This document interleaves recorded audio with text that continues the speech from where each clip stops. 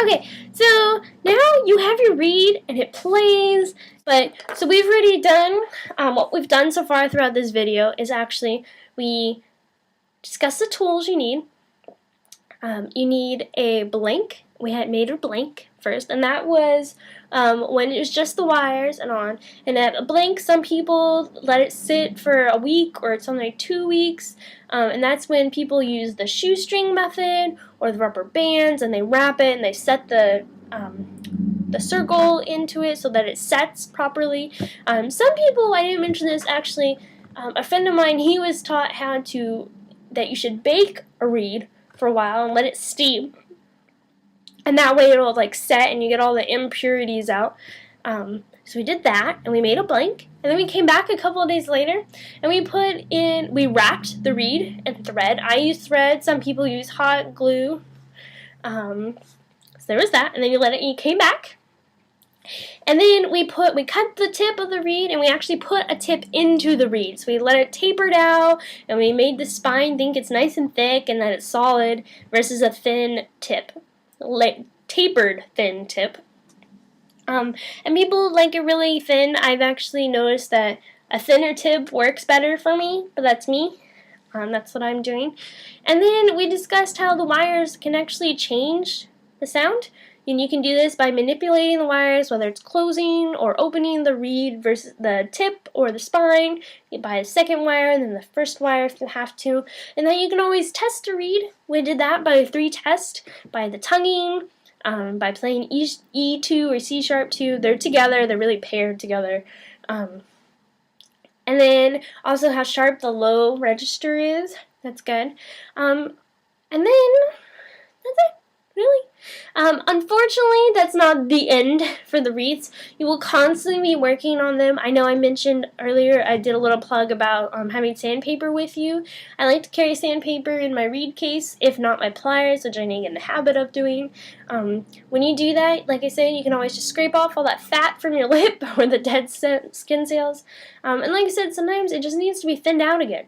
Unfortunately, once a reed hits its peak, it's not over. It actually starts dying. So you need to start like working on it. It's a never-ending battle, actually, with reeds. It'll constantly be working, and it changes day to day or hour to hour. And that's why we suggest taking over a week and a half to break in a reed.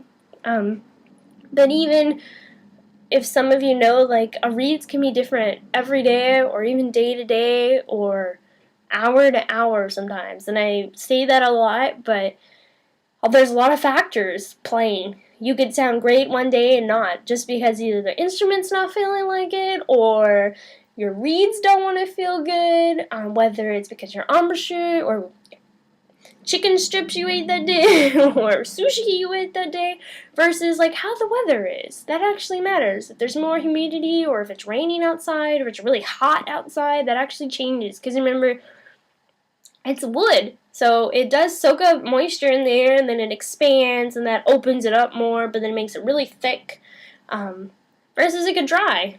And if it's cold outside, if it's hot outside, there's other issues too. Like some people are like, oh, how the planets line up today. That actually matters to read.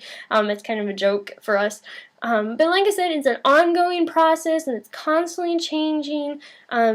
You need to respond to the reed as it changes, or as it ages, and that's why you want to get the most of it out of your reed as it matures. And that's why you constantly sand it down, or you file it. I would say from now on, only use sandpaper or files. That's what I'm doing, but that's why you have those, and that's why we always suggested having 3 reeds at once, at bare minimum. Some people have more, depends on what you want to make or how many you want to have. But once your reed starts sagging, you shouldn't really play it in public anymore. That means it's just really not working. Even if you've tipped it and you've cut the tip back, it's not really working that much. You should only use those for practice, really, because it could just quit on you in the middle of a concert, and that's not good. And I do want to say a disclaimer, just because this is how I make my reeds, and how even Lisa, who makes them slightly different than me, it's really for how you are. And that's the point of learning how to make bassoon reeds. It's really how you want to make them and how you play. when I was sharp, this is what I needed. Maybe in a couple of years when I play really flat, I'll need a different style of a reed. So that's the point of this. Not one size fits all. And that can be a matter of your bassoon, the actual instrument. It could be your vocal. It could be your reed. It can be the playments. It could be whatever. So not one size fits all. This is how I am. Different people use different dimensions. And I know there's a lot of people out there like Clark's Bassoons and Shero and some other people who actually have like 5 different dimensions for 5 different ways they want to play, so that they know if they're in California, they play with this, versus if they're in Maryland where it gets really hot and humid, they can play on this kind of reed.